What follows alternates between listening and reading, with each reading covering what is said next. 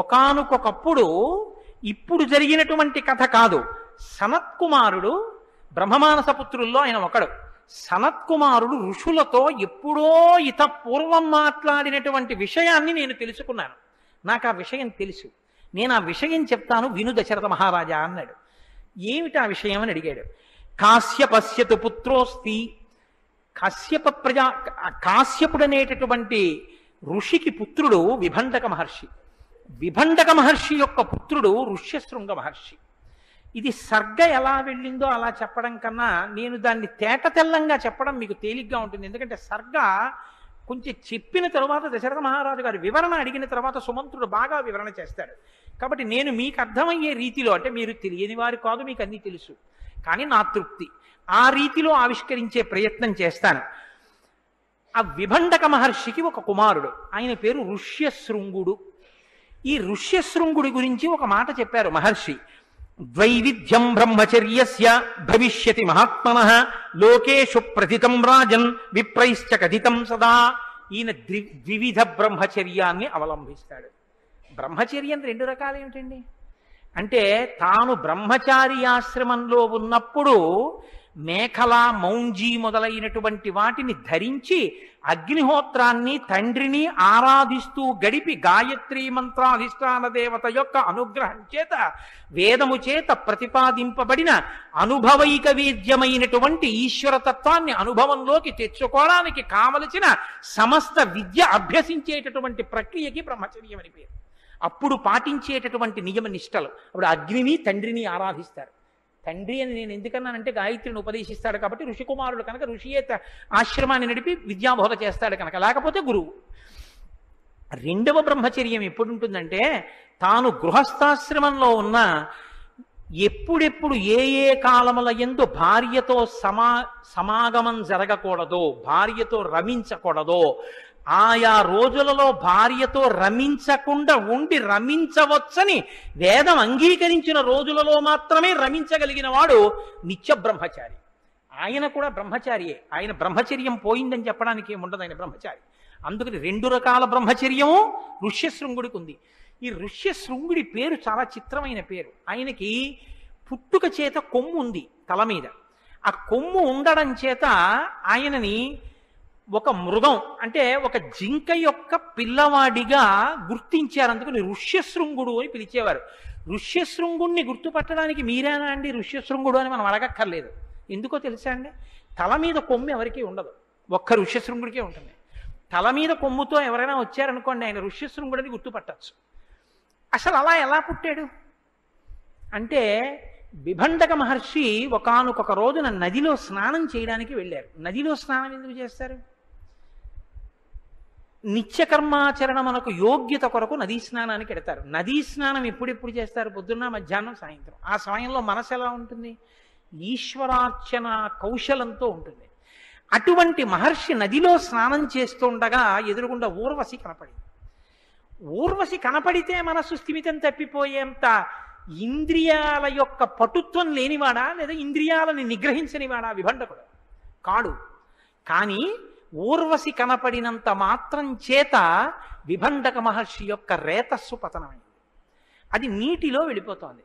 అక్కడికి ఒక మృగి, అంటే ఒక ఆడ జంతువు, ఒక ఆడ లేడి వచ్చి ఆ నీటిని తాగింది దాహంతో. ఆ నీటితో పాటుగా విభండక మహర్షి యొక్క రేతస్సు కూడా లోపలికి వెళ్ళిపోయింది. వెళ్ళిపోతే అది గర్భం దాల్చింది. గర్భం దాల్చిన తర్వాత దానికి ఓ కొడుకు పుట్టాడు. తండ్రి వంటి తేజస్సు, తల్లిలా ఓ కొమ్ము, రెండింటితో పుట్టాడు. పుట్టాక ఆ లేడీ మళ్ళీ ఊర్ధ్వలోకాలకు వెళ్ళిపోయింది. లేడి నీళ్ళు ఎందుకు తాగిందండి అంటే, ఇక్కడ మీరు ఒక్క విషయాన్ని బాగా గమనించాలి. రామాయణంలో సౌందర్యలహరిలో శంకర భగవత్పాదులు ఒక శ్లోకం చేశారు. హరిస్వామారాధ్య ప్రణత జన సౌభాగ్య జననీం అని. ఆ శ్లోకంలో ఆయన అంటారు, అమ్మా పురాణారీ భూత్వా పురరపిమపి క్షోభమనయత్ అంటారు. శ్రీ మహావిష్ణువు అమ్మవారిని బాగా ఉపాసన చేశాడు. చేస్తే శ్రీ మహావిష్ణువుకి అమ్మవారు ఏ వరం ఇచ్చిందంటే తనంత అందం ఆయనకి ఇచ్చింది. ఇప్పుడు నారాయణుడు నారాయణికి అన్నగారు కదండి. ఆయన తన చెల్లెల్ని బాగా ఉపాసన చేస్తే ఏం చేసింది? తనంత అందం తన అన్నయ్యకి ఇచ్చింది.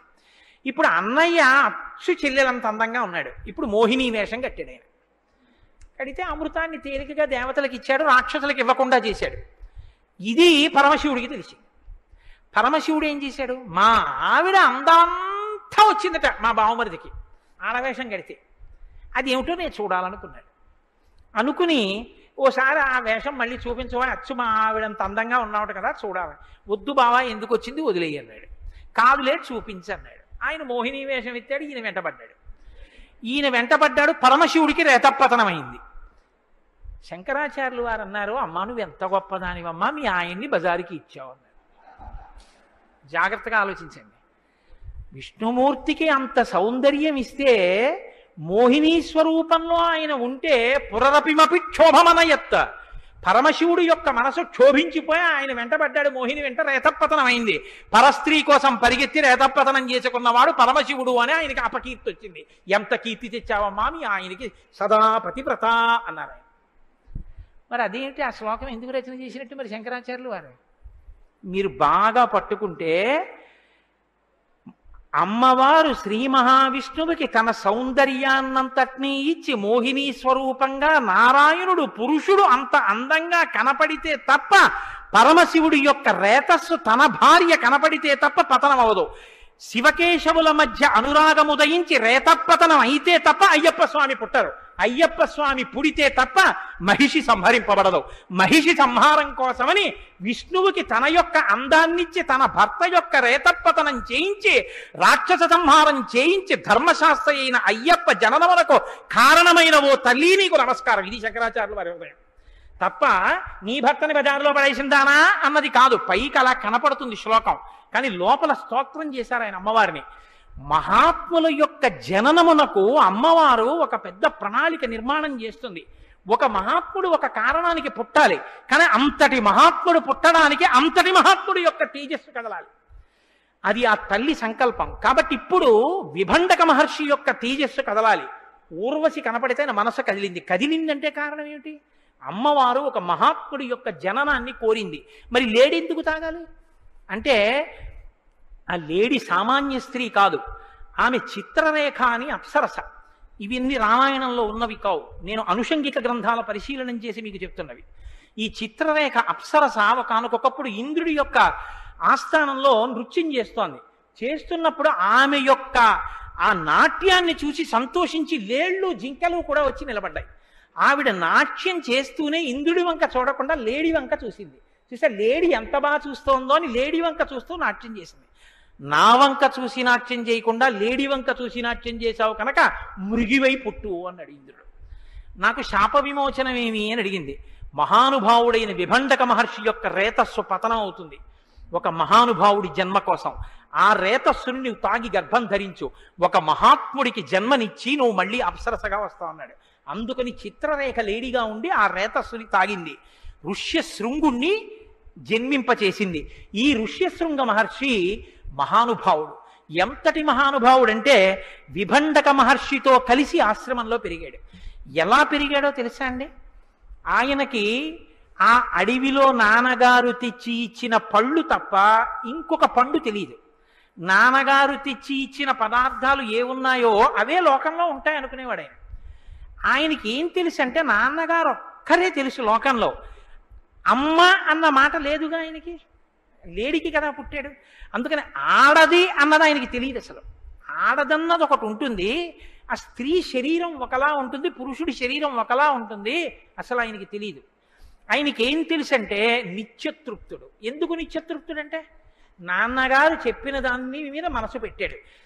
సూర్యోదయానికి ముందు స్నానం చేయి, ఆయనకి తృప్తి ఏమిటంటే ఆ స్నానం. అగ్నిహోత్రం చేయి, అగ్నిహోత్రం చేయడం ఆయనకి తృప్తి. స్వాధ్యాయం చేయి, వేదం చదువుకోవడం ఆయనకి తృప్తి. ఇలా నిత్యతృప్తుడై నాకు ఇది లేదన్న భావన లేకుండా బతికేస్తున్నాడు. ఇంత గొప్ప తపస్సు చేసేసాడేమో, అపారమైనటువంటి శక్తివంతుడైపోయాడు ఆ ఋష్యశృంగ మహర్షి.